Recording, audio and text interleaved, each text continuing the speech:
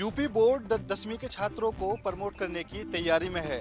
Board ने सभी संबंधित स्कूलों को निर्देश दे दिए हैं और सभी छात्रों के 9वीं के अंकों को ऑनलाइन पोर्टल पर रजिस्ट्रेशन करने के लिए बोला है, जिसके आधार पर उन छात्रों को आगे के लिए प्रमोट किया जाएगा। शिक्षा मंत्री दिनेश शर्मा ने कोरोना की स्थिति को देखते हुए पहले भी 2 बार परीक्षाओं की डेट में बदलाव किया था। जहां पहले 24 अप्रैल को परीक्षाएं होनी थी, उसके बाद डेट बढ़ाकर 8 मई कर दी गई। लेकिन फाइनली स्थिति ये है कि अब 10वीं की परीक्षाओं पर निर्णय लिया जा रहा है और परीक्षाओं को कैंसिल कर छात्रों को प्रमोट किया जा सकता है। बोर्ड सचिव द्विकांत शुक्ल ने सभी स्कूलों के प्रधानाचार्यों को निर्देश दिया है कि वे अपने स्कूल के छात्रों के 9वीं के फाइनल एग्जाम के स्कोर 24 मई तक अनिवार्य रूप से ऑनलाइन पोर्टल पर अपलोड कर दें। जारी नोटिस में उन्होंने कहा है, इसमें किसी प्रकार की शिथिलता न बरती जाए। ऐसा संभव है कि 24 मई के बाद बोर्ड एग्जाम रद्द करने की आधिकारिक घोषणा कर दे। बोर्ड इसके साथ ही मार्किंग स्कीम भी तय करेगा और यह फैसला लेगा कि छात्रों की मार्कशीट कैसे तैयार की जाएगी। स्कूलों में ऑनलाइन पढ़ाई शुरू हो गई है, मगर अभी ऑफलाइन क्लासेस आयोजित करने की अनुमति नहीं है। 12वीं की परीक्षाओं के संबंध में भी अभी कोई निर्णय नहीं लिया गया है। कोरोना को देखते हुए जहां परीक्षाओं में देरी चल रही थी, 8 मई को परीक्षाएं होनी थी, लेकिन उस टाइम पर बोर्ड के 17 अधिकारियों में से 15 अधिकारी खुद कोरोना पॉजिटिव थे, जिस टाइम पर वो परीक्षाओं को लेकर किसी तरह का निर्णय नहीं ले पाए थे। लेकिन अब बोर्ड की तरफ से यह कुछ हद तक क्लियर हो गया है कि छात्रों को प्रमोट किया जाएगा। मैं कैमरामैन बलविंदर सिंह के साथ पुष्पेंद्र चौधरी, ANV न्यूज, सरहिंद। लगातार ट्विटर पर अपने बेबाक अंदाज में बात रखने वाली लालू यादव की बेटी रोहिणी आचार्य के ट्विटर अकाउंट को ट्विटर ने लॉक कर दिया है। इसकी जानकारी खुद ट्विटर ने मेल कर रोहिणी को दी। ये पूरा मामला राज्यसभा सदस्य सुशील मोदी के ट्विटर को लेकर के हुआ। सुशील मोदी ने बुधवार को ट्वीट किया था कि तेजस्वी यादव के परिवार में 2 बहनें MBBS डॉक्टर हैं। कोरोना संक्रमण के दौर में उनकी सेवाएं क्यों नहीं ली गई? इसी बयान पर रोहिणी आचार्य गुस्सा गई। इसके बाद सुशील मोदी पर पलटवार करते हुए एक के बाद एक कई ट्वीट कर डाले। खुद के और बहनों के बचाव में आई रोहिणी ने कई विवादित बयान दे दिए, जिसको लेकर के सुशील मोदी ने ट्विटर से रोहिणी के खिलाफ शिकायत की थी, जिसके बाद ट्विटर ने रोहिणी के ट्विटर अकाउंट को लॉक कर दिया। कैमरामैन बलविंदर के साथ ममता शर्मा, ANV न्यूज। महाराष्ट्र के नागपुर में पुलिस ने 2 ऐसे शातिर चोरों को गिरफ्तार किया है जो इस कोरोना काल में इंसानियत को भी शर्मसार कर रहे थे। दरअसल नागपुर के एक अस्पताल में मरने वाले की डेड बॉडी ले जाने वाले 2 युवकों ने उनके दागिने चुरा लिए थे, जिसके बाद पुलिस में शिकायत की गई थी। पुलिस ने इस मामले में गंभीरता लेकर जब मामले की जाँच की और दोनों आरोपियों से जब पूछताछ हुआ तो जो खुलासा हुआ वो काफ़ी चौंकाने वाला था। प्रादुर्भाव हुआ तो हमारे अंतर्गत एक मेहो शासकीय रुग्णालय है, वहाँ से ऐसे कुछ वारदातें, कुछ शिकायतें पहुँचती थी कि कोरोना पेशेंट डेड होने के बाद उनके जो बॉडी पे कुछ दगीने, कुछ मोबाइल या पैसे रहते थे वो कोई चुरा के लेके जा रहा है। इस बारे में कुछ 5-6 प्रकरण पुलिस स्टेशन में, तहसील में दर्ज भी होते। हमने काफ़ी इसका डिटेक्ट करने के लिए प्रयत्न किए। मुझे याद है पिछले साल दिसंबर 2020 में एक रंगे हाथ पकड़े थे और तुरंत उनको उनके दागिने वापस किए थे। फिरियादी कुमारी अंजलि गिरिजा प्रसाद तिवारी, इन्होंने 13/4 को रिपोर्ट दिया थी कि उनके पिताजी कोविड-19 के अंतर्गत कोरोना पेशेंट करके मेयो में भर्ती थे और जब वो भर्ती थे तब उनके पास ओप्पो कंपनी का एक 18,000 का मोबाइल था। जब उनकी डेथ हुई तो उनको वो मोबाइल मिला नहीं, तो उन्होंने उनका मोबाइल चोरी के बारे में पुलिस स्टेशन तहसील में रिपोर्ट दिया था। ये आरोपी पीपी किट में अंतिम संस्कार करने के लिए डेड बॉडी के पास पहुंचते थे और मौका देखकर जो भी दागीना था, सोने चांदी के सामान थे या मोबाइल, सेलफोन या उनके पास रखे हुए पैसे, उसे चुरा लेते थे। कोरोना की वजह से उनके परिजनों को डेड बॉडी नहीं मिलती थी और वो देख भी नहीं पाते थे और इसी का फायदा ये शातिर चोर उठाते थे। बहरहाल ये नागपुर पुलिस के हत्थे चढ़ चुके हैं। पुलिस इनसे जानने की कोशिश कर रही है कि और किन किन अस्पतालों में इस तरीके की वारदातों को इन लोगों ने अंजाम दिया है। बहरहाल 6 आरोपों में ये लोग गिरफ्तार हैं। पुलिस लगातार पूछताछ कर रही है। लेकिन अस्पताल में मुर्दों के साथ हो रही बर्बरता कहीं न कहीं इंसानियत को शर्मसार कर रही है। मुंबई से एनबी न्यूज के लिए मुरारी सिंह। इंदौर पुलिस हुई सख्त। जी हां, अब लॉकडाउन का उल्लंघन करने वालों के खिलाफ इंदौर पुलिस सख्त नजर आई। जहां इंदौर के आला अधिकारियों ने इंदौर पुलिस को सख्त दिशा निर्देश दिए थे। जो लोग लगातार बेवजह घूमते नजर आ रहे हैं और इस लॉकडाउन का उल्लंघन कर रहे हैं, उनके खिलाफ सख्त कदम उठाने के लिए इंदौर के आईजी हरिनारायण चारी मिश्र और डीआईजी मनीष कुपुरिया ने सख्त निर्देश दिए थे। वर्तमान में कोरोना महामारी का दौर चल रहा था। क्योंकि कल के आदेश के पूर्व में आदेशों में कुछ छूट थी, तो जो पब्लिक निकल रही थी कोई ना कोई बहाना बना लेती। क्योंकि कल जो कलेक्टर महोदय का आदेश निकला है और हमारे वरिष्ठ अधिकारियों ने जो निर्देश दिया है कि जो लीगल मेडिकल इमरजेंसीज और अन्य जो फैक्ट्रीज में काम कर रहे हैं वो, और जो अनिवार्य है उसके अलावा अन्य पर किसी भी प्रकार से रियायत नहीं है। उसी के पालन में यहाँ पर मालवा मिल पर चेकिंग चल रही है। इसमें हमारे अतिरिक्त पुलिस अधीक्षक भी हैं, एसडीएम साहब हैं, नगर निगम के जेड और सभी लोग मिलकर चेकिंग कर रहे हैं। जिसमें जितने अनावश्यक लोग घूम रहे हैं उनको हम तुरंत बैठा रहे हैं, और कुछ का लीगल कारण निकल रहा है या कोई महिलाएं बच्चे हैं तो उनकी भी हवा, अगर अनावश्यक घूम रहे हैं तो उनकी भी हम कम से कम हवा तो निकाल के ही छोड़ रहे हैं। सुबह से अब तक कितने पे कार्रवाई होती है? अभी तक हमारे द्वारा 55 लोगों को पकड़ा गया है, जिनको हम खुली जेल भेज रहे हैं। जिसके तहत आज इंदौर पुलिस जगह जगह चेकिंग अभियान चलाई और जो लोग बेवजह घूमते पाए गए उन्हें अस्थायी जेल भी भेजा गया। ज्ञात हो कि कल मुख्यमंत्री शिवराज सिंह चौहान कोरोना समीक्षा बैठक के लिए इंदौर आए हुए थे, जहां पर उन्होंने आते और जाते वक्त देखा था कि बेवजह कई लोग घूम रहे हैं। जिसके बाद मुख्यमंत्री शिवराज सिंह चौहान ने भी पुलिस को सख्त हिदायत देते हुए निर्देश दिए थे कि ऐसे बेवजह जो लोग घूम रहे हैं उनके खिलाफ सख्त कार्रवाई की जाए। जिसके तहत अब मुख्यमंत्री शिवराज सिंह चौहान के दिशा निर्देश के बाद आज इंदौर पुलिस सख्त नजर आई और जो लोग बेवजह घूम रहे थे उनके साथ चेकिंग अभियान करते हुए अस्थायी जेल भी भेजा गया। ज्ञात हो कि इंदौर में कोरोना का कहर लगातार बढ़ रहा था, जिसके बाद अब इंदौर पुलिस 28 मई तक सख्त कदम उठा रही है। वहीं ज्ञात हो कि 28 मई तक इंदौर में संपूर्ण रूप से पूरी तरह अब बंद कर दिया गया है। आवश्यक सेवाओं को छोड़कर सभी चीजें पूरी तरह से बंद कर दी गई और तमाम पाबंदियां भी लगा दी गई। जिसके तहत आज से इंदौर पुलिस सख्त नजर आई और आज जगह जगह चेकिंग अभियान चलाकर जो लोग बेवजह घूम रहे थे उनको अस्थायी जेल भी भेजा गया। इंदौर मध्य प्रदेश के लिए वीडियो जर्नलिस्ट अनिल चौधरी के साथ गणेश तिवारी की रिपोर्ट। उत्तर प्रदेश के कृषि शिक्षा राज्य मंत्री डॉक्टर सतीश द्विवेदी ने एक प्रेस वार्ता किया। प्रेस वार्ता में उन्होंने प्रदेश सरकार की तारीफ करते हुए और उनकी योजनाओं के बारे में बताते हुए कहा कि अब ये हर 3 महीने तक पात्र गृहस्थी और अंत्योदय कार्ड धारकों को प्रति यूनिट 5 किलो की दर से खाद्यान्न दिया जाएगा और 15 करोड़ लोगों को इसका सीधे फायदा मिलेगा। अंत्योदय कार्ड धारक हैं, पात्र गृहस्थी श्रेणी के राशन कार्ड धारक हैं, इन सभी को प्रति माह प्रति यूनिट 5 किलो अनाज, जिसमें 3 किलो गेहूं और 2 किलो चावल, ये अतिरिक्त निःशुल्क दिया जाएगा।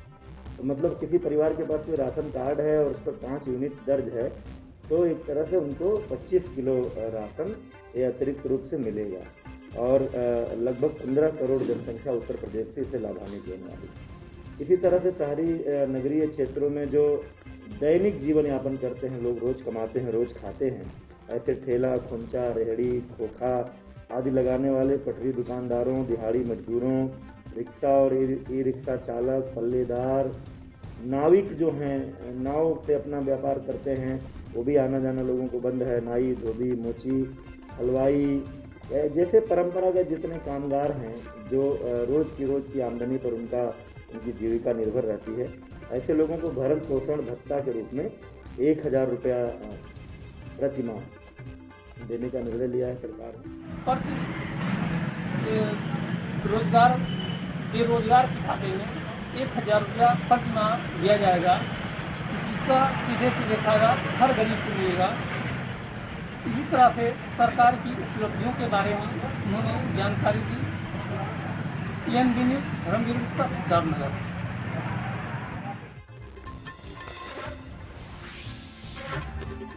एक तरफ स्वास्थ्य व्यवस्था को लेकर उत्तर प्रदेश के मुख्यमंत्री योगी आदित्यनाथ के द्वारा सभी अधिकारियों को निर्देश दिए गए हैं, वहीं मथुरा जनपद में ही एक मामला प्रकाश में आया है।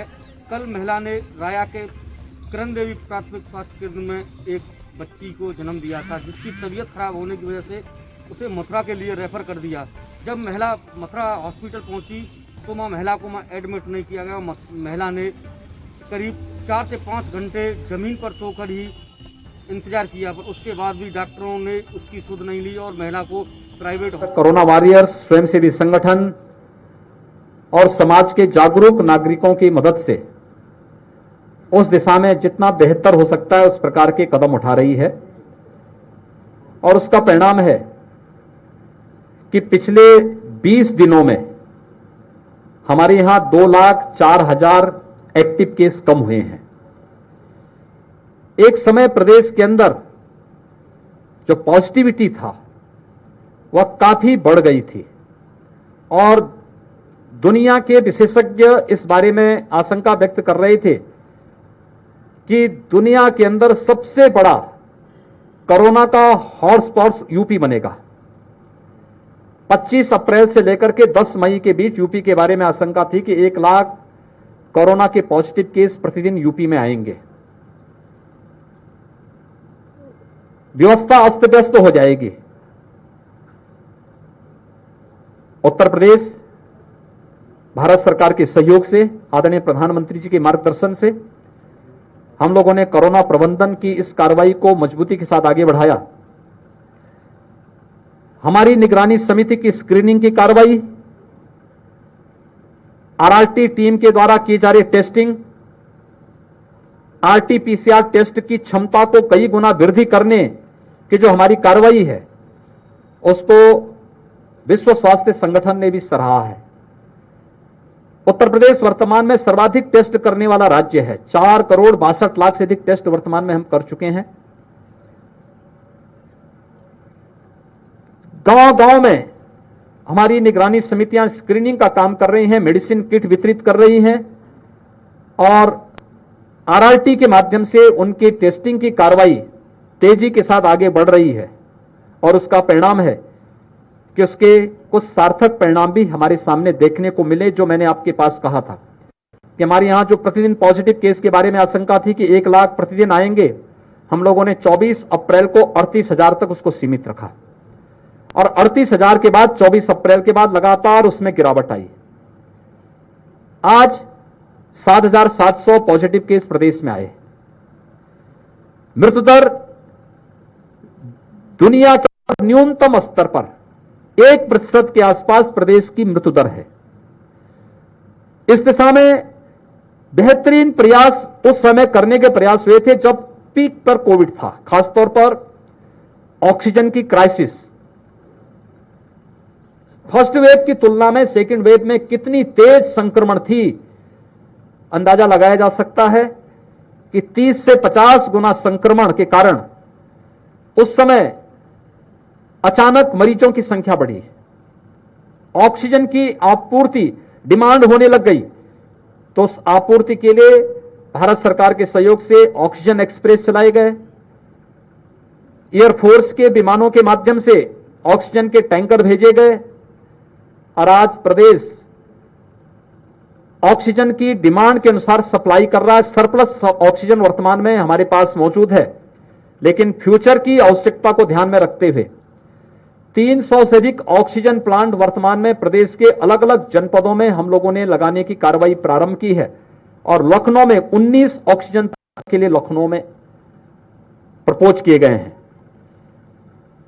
नेगेटिव अगर पॉजिटिविटी रेट देखेंगे, लखनऊ में एक समय 23 अप्रैल को अगर आप देखेंगे 7,100 से अधिक पॉजिटिव केस एक दिन में पॉजिटिव केस आए थे। अब यह संख्या सैकड़ा में आ गई है, लगभग 200 के आसपास केस आज के दिन पर लखनऊ में आ रहे हैं और ये लगातार, यानी जो पॉजिटिविटी रेट लखनऊ की लगभग 20 के आसपास थी, आज वो 1.9 के आसपास आ चुकी है। यानी जो WHO ने और नीति आयोग ने तय किया है कि पॉजिटिविटी रेट 5 से कम होनी चाहिए, उससे भी काफी कम जो देश के अंदर न्यूनतम स्तर होना चाहिए, वह इस दिशा में प्रयास हुए हैं। इस दौरान बेड्स की संख्या बढ़ाई गई। डीआरडीओ ने, एचएएल ने, हमारे जितने भी संस्थान हैं, इन सभी संस्थानों ने, मेडिकल एजुकेशन ने, हेल्थ ने व्यापक पैमाने पे बेड्स बढ़ाए और हम लोग थर्ड वेव के लिए भी अभी से अपनी तैयारी प्रारंभ कर चुके हैं। थर्ड वेव के लिए अभी से पीडियाट्रिक आईसीयू के निर्माण की कार्रवाई युद्ध स्तर पर चल रही है। कोरोना वैक्सीन से हम लोग अधिक से अधिक लोगों को आच्छादित करके उन्हें एक सुरक्षा कवच दे सकें, इसके लिए प्रदेश ने अब तक 1,62,00,000 से अधिक लोगों को वैक्सीन दे दिया है। लेकिन वैक्सीन देने के साथ साथ हम लोग ये भी व्यवस्था कर रहे हैं कि ग्रामीण क्षेत्र में या शहर के उन क्षेत्रों में जो अभी भी हॉस्पिटल में जाने पर परहेज करते नहीं जा पाते हैं, हमारे district hospital, CSC, PSC, health centre में वैक्सीनेशन के कार्यक्रम चल रहे हैं, चलेंगे, लेकिन वहां पर उनका रजिस्ट्रेशन हो सके, क्योंकि हर एक व्यक्ति के पास स्मार्टफोन नहीं है। हर एक व्यक्ति ऑनलाइन रजिस्ट्रेशन अपने स्तर पर नहीं करा सकता है।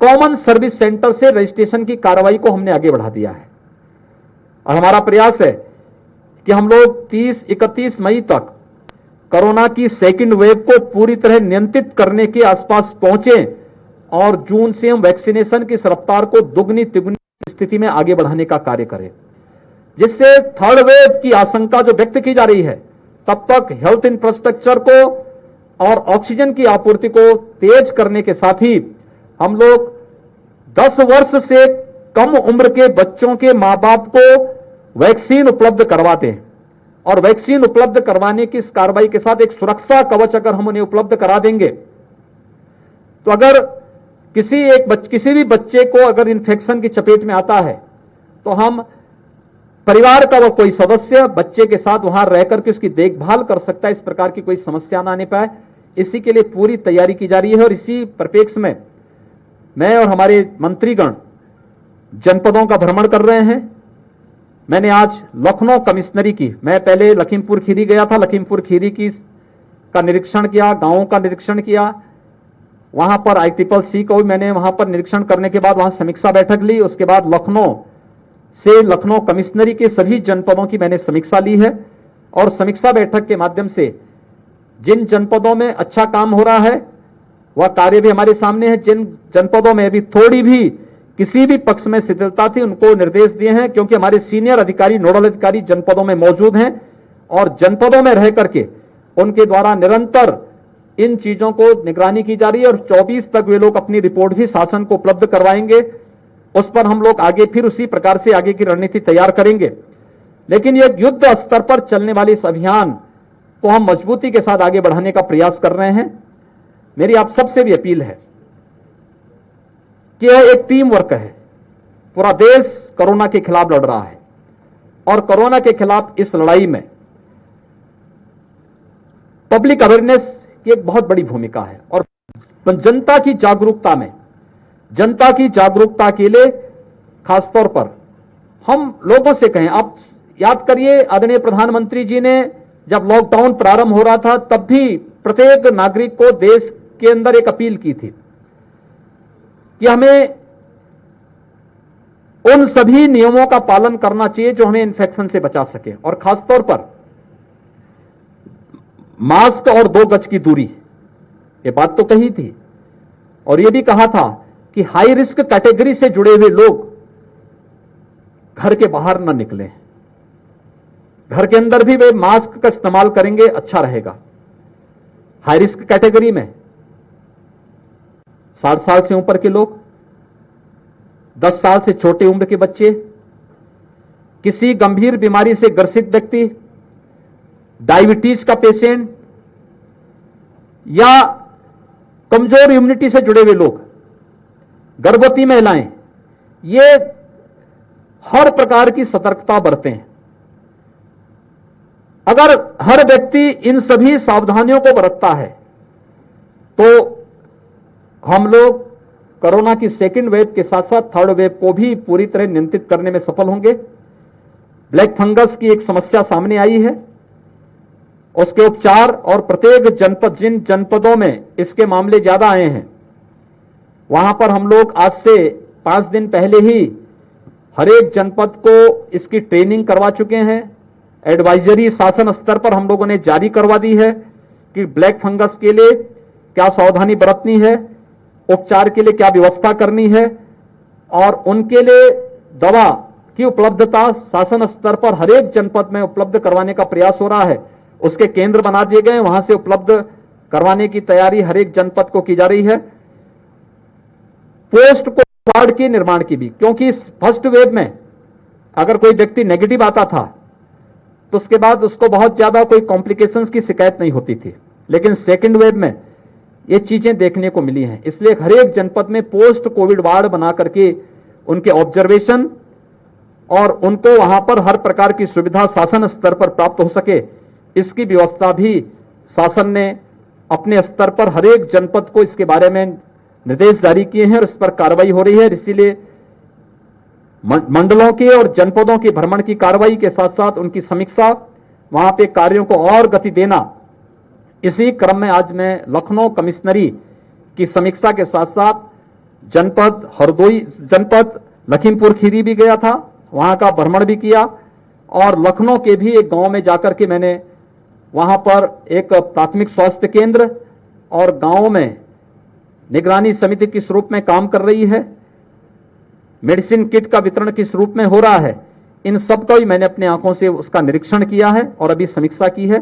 आप सबसे भी अपील है, हम अधिक से अधिक लोगों को कोरोना प्रोटोकॉल का पालन करने के लिए जागरूक करें और वैक्सीन लगाने के लिए जरूर इसके बारे में हम लोग अगर लोगों को जागरूक कर सकेंगे तो ये सुरक्षा कवच का काम करेगा।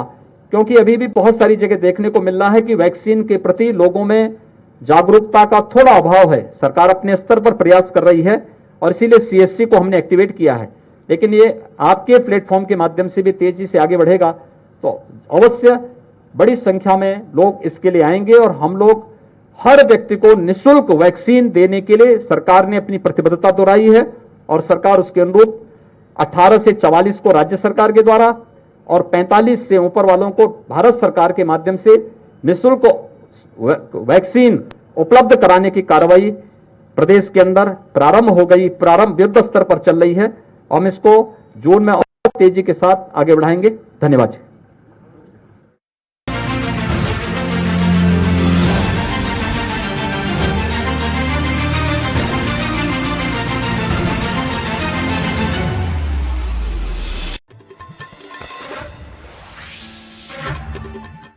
संपूर्ण स्वच्छता अभियान के तहत बने शौचालय भ्रष्टाचार के भेंट चढ़ गए हैं। ये सार्वजनिक शौचालय हाटा विकास खंड के रामवर चरगहा गांव का है, जो अभी 2 महीने पहले ही बना हुआ है।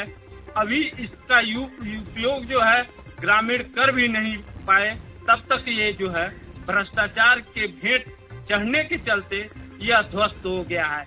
ये पहली बारिश में ही इसकी सीढ़ियां जो है देख सकते हैं बिल्कुल जो है धंस गया है और जो ये टंकी बना हुआ है बिल्कुल जो है ध्वस्त हो चुका है।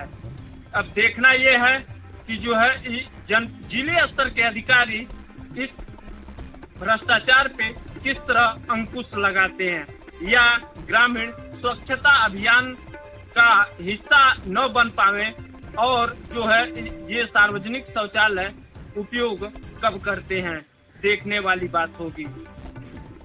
क्या समस्या है ये सार्वजनिक? ये है कि नया सार्वजनिक शौचालय बना है, इसका अभी उद्घाटन भी नहीं हुआ, ताला खुला भी नहीं, बंद है और बाहर का सीढ़ी है, चबूतरा है, सब टूट चुका है। कोई अंदर जाएगा, अंदर क्या स्थिति, अंदर जाएगा तो कोई मर भी सकता है।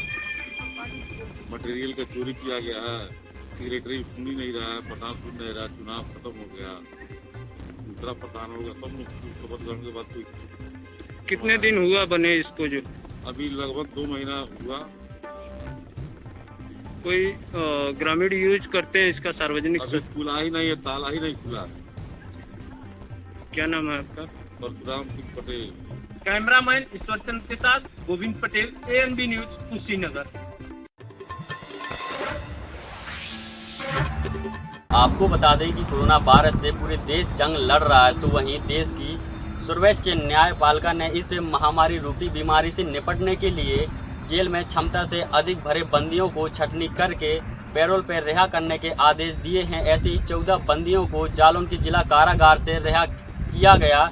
सर्वोच्च न्यायपालिका द्वारा 7 वर्ष से कम सजा काटने वाले बंदियों को पैरोल पर रिहा करने के आदेश दिए थे। जालौन के जेल अधीक्षक ने ऐसी 14 बंदियों की छटनी करके इसकी रिपोर्ट जिला न्यायपालिका को सौंपी है। सर्वोच्च न्यायपालिका की मंशा के अनुरूप इन बंदियों की पैरोल पर मंजूरी करने के बाद आज इन बंदियों को जिला कारागार से रिहा किया गया। जेल अधीक्षक सीताराम शर्मा ने बताया कि सर्वोच्च न्यायपालिका के आदेशों के बाद इन 14 बंदियों को 90 दिन के लिए पैरोल पर रिहा किया गया। शासन द्वारा निर्देश दिए गए हैं कि अभी कोविड की स्थितियों को देखते हुए तो सिर्फ 2 बंदियों ने पैरोल पर रिहा करने के लिए कुछ मानकों के आधार पर एक जेल अधीक्षक और पुलिस अधीक्षक और जिला मजिस्ट्रेट की एक मीटिंग करनी चाहिए और जिन्हें छोड़ा जाना है उनके लिए विचार कर लिया जाए। तो इसी के बारे में एक बैठक की गई थी और बंदियों के नाम पर विचार किया गया है।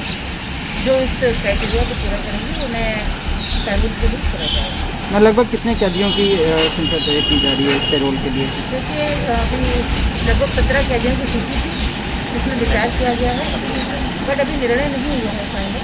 हम जल्दी ही आपको अवगत करा देंगे। ठीक। ANB news Mayank Rajput, Jalaun.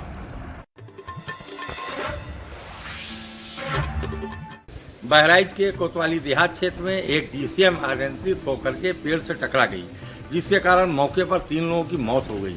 तीनों लोग आजमगढ़ के रहने वाले बताए जा रहे हैं। मौके पर पुलिस ने पहुंचकर तीनों शवों को कब्जे में लेकर पोस्टमार्टम के लिए भेज दिया है और पुलिस जांच में जुटी है। रफीकुल्लाह खां कैमरा पर्सन के साथ ANB न्यूज बहराइच।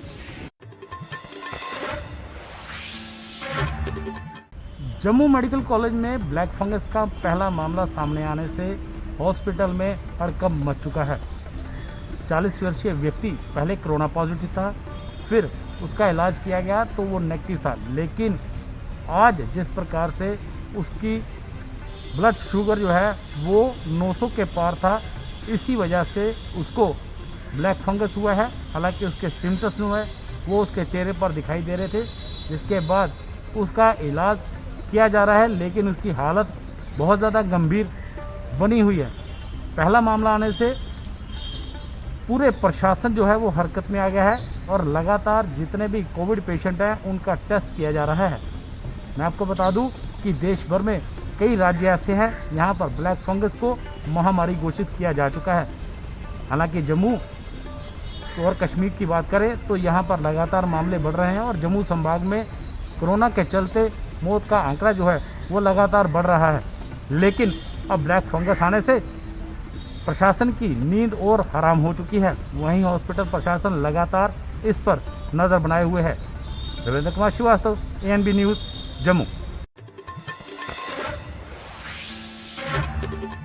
राजीव गांधी की आज कौन सी थी और उसको लेकर कहीं ना कहीं दिल्ली से कांग्रेस पार्टी की चाहे कहीं या फिर दिल्ली से कांग्रेस पार्टी की चाहे वो लगातार कहीं ना कहीं लोगों की मदद करती नजर आ रही है, क्योंकि कांग्रेस पार्टी की तरफ से लगातार कोरोना काल के अंदर लोगों की मदद की गई है और अब कहीं ना कहीं राशन वितरण किया जाएगा और लगातार कहीं ना कहीं जनता को राहत देने की कोशिश की जाएगी। मगर यहाँ तक कांग्रेस पार्टी की बात करें तो कांग्रेस पार्टी की तरफ से एम्बुलेंस भी चलाई गई है, जिसके अंदर लिखा गया है कि जब फ्री एम्बुलेंस सेवा है ये अनिल जी की तरफ से, यानी कि दिल्ली प्रदेश अध्यक्ष की तरफ से। मगर जिस तरीके से राशन वितरण की कहें या फिर ऑक्सीजन की कहें, ऑक्सीजन सिलेंडर भी रखे हुए हमारी दूसरी तरफ, यहाँ पर ये ऑक्सीजन भी लोगों को मुहैया कराई जा रही है। मगर लगातार कहीं ना कहीं कोरोना काल के अंदर लोगों की मदद की जा रही है और कहीं ना कहीं दिल्ली सरकार की इतनी कोशिश है कि वो भी कहीं ना कहीं विफल होती नजर आई। मगर अब स्थिति कहीं ना कहीं कंट्रोल में होती नजर आ रही है, क्योंकि आंकड़े जो हैं वो लगातार घटते हुए नजर आ रहे हैं। मगर देखना होगा कि दिल्ली के अंदर की जनता को कितनी बड़ी राहत दी जा सकती है।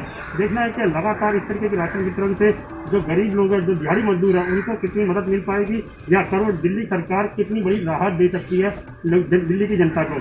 कि संक्रमण के इस दौर में दिल्ली के अंदर जनता त्राहिमाम, 20,000 के लगभग मौतें केवल और केवल पिछले 1 महीने में हुई। ये हम नहीं बोल रहे, MCD के आंकड़े बोल रहे। लोग की जानें चली गई सड़कों पर, ऑक्सीजन नहीं मिली, बेड नहीं मिले, वेंटिलेटर्स नहीं थे। ये फेलियर था सरकारों का। सो हमने इसी के मद्देनज़र आज कुछ प्रयास किया है। जैसे दिल्ली के अंदर हालांकि हर व्यक्ति पीड़ित है, कोई रोजगार से है, कोई बीमारी से है, कोई भूख से है। सो हर सोच को हमने सामने रखा है और एक प्रयास हम शुरू कर रहे हैं ब्लॉक स्तर तक, जिसमें खासतौर से एक मेडिकल किट हम प्रोवाइड कर रहे हैं जो लोग पॉजिटिव हो चुके हैं, घर पे हैं, क्वारंटीन हैं। तो एक ये भाप लेने का इक्विपमेंट है, जिस तरह से ऑक्सीजन जरूरी है लंग्स के लिए, भाप को बहुत बहुत कारगर साबित माना गया है। तो एक स्टीमर होगा, मास्क है, सैनिटाइजर है, विटामिन सी और फीवर के लिए टैबलेट है, हाथ धोने के लिए साबुन है, ये इस मेडिकल 15% इरफान खान के साथ राजीव कुमार तिवारी, इंजीनियर, दिल्ली।